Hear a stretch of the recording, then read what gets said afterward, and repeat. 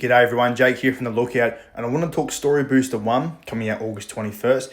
Now, I think if you're going to try and pre-order, or if you're trying to find boxes at the moment, I think you're just shit out of luck. I think you're just a little bit too late now. Demand for this set is going to go absolutely through the roof, and it already is going through the roof. We're expecting, a lot of people are anticipating that, this set is going to go just as good as the manga set. I really do believe that's going to be the case. I think initially it's going to be right on par with the manga set, and then from there on out, it's actually going to supersede that, especially financially. Reason why I think that is because when people were exposed to Dragon Ball for the first time, or exposed to Dragon Ball Z for the first time, most of it in the 90s, a lot of people saw it, the anime, the show, for the first time, and that was their first exposure. Maybe they had some friends talking about it at school. They had the old scorecards, or maybe they had the old Irwin toys, or everything like that. But that's the first exposure. So when you bring those cards from that show and you put it, those cells from that show, and you put it into a card, you're taking those images from the screen, put it into a card where people and collectors and players of the actual game, they're going to want to buy on that straight away. Like, it's such a good idea. I really think it's going to hit people straight in the feels, hit them straight into the nostalgia. And nostalgia is like one of the best things you could possibly be able to input into a product to be able to get money out of them. And it's going to work. It's going to go like game busters. But that's why I believe the set's going to go through the roof financially, because it's hitting the nostalgia for a lot of people. The show is what gravitated people to Dragon Ball first and foremost. And they're going straight into the Buu saga kind of set, into the Vegito Kid Buu saga. That already is a huge set as it is. That's a huge part of the show as it is.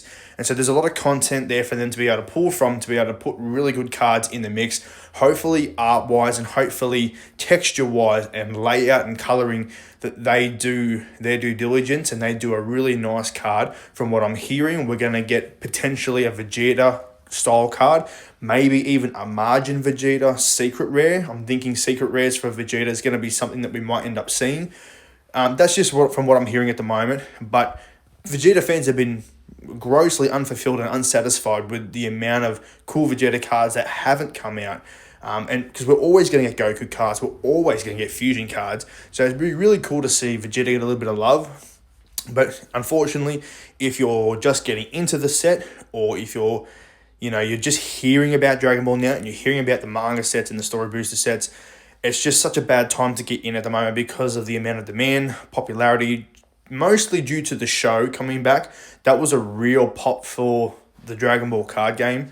But also too, because the show is kicking back off, and kicking back off very soon, might I add, that now the cards have gone up and now people are seeing financial value who are outside of the industry from the get-go. So people who are in the Pokemon card game, or maybe even the One Piece, they're seeing value in Dragon Ball now where they never saw value before. There's money to be made, and so that's just put everything through the roof. So unfortunately for you guys, you're coming in at the kind of, I'd say, right in the thick of it at the moment. Who knows what's going to happen for the future, but we know that this Story Booster 1 is going to be legit. It's going to be so good. Story Booster 2 and 3 have so much that they could build from number 1, and we're already going to see some cards. So they've held their cards too close to their chest, pardon the pun, but I really do think what's going to make or break the set, especially for the higher end cards, more the secret rares and all those kinds of things, the double stars and the single stars, is going to be the moments. The moments that they pick in the anime. They pick the correct moments where people really felt something, where people were really angry or really upset, or they hit them right in the feels. If you pick the correct moments in the anime and you transfer that emotion into a card, and they put time and effort into the card, it's just not going to not sell. And so it's going to be really crazy. At the moment, price-wise, I'm really seeing things along the $1,300, $1,400 price range, AUD price range, for a booster box. For one booster box, we're talking $1,300, $1,400. That's even if you can get a pre-order. Now, I'm seeing ones that are much more appropriate. I think that's available stock, which is why they're just taxing you through the roof. But from what pre-order stock was originally, I think we're looking about the mid-300s for boxes, which sounds about right. Sounds high, but does sound about right to today's standards.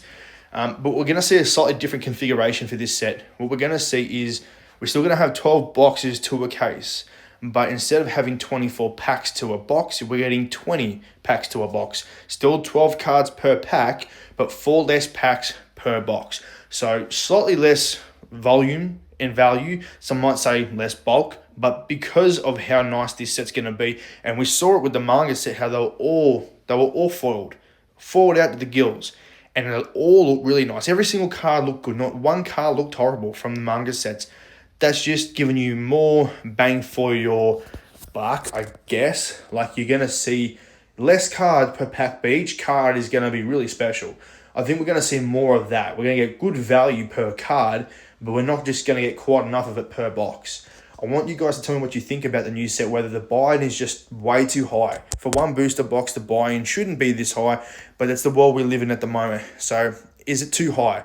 Should we focus on other things? I'm encouraging some people who are speaking to me about Dragon Ball sets, and they're saying, what should we do? Like, this is just crazy pricing. I tell them to go back. I tell them to go back to the older sets. I say, go look at, if you're looking for financial value, or if you're looking for just good, I just want to rip something and I don't want to spend an absolute fortune on it. I say, go to some of the other sets, go to some of the, I hate to say it, less sought out sets, and go find basically go find the love of going ripping packs and seeing if you really do want to get into the Dragon Ball game by going into those not as popular sets where the secret rares aren't as high price ranged.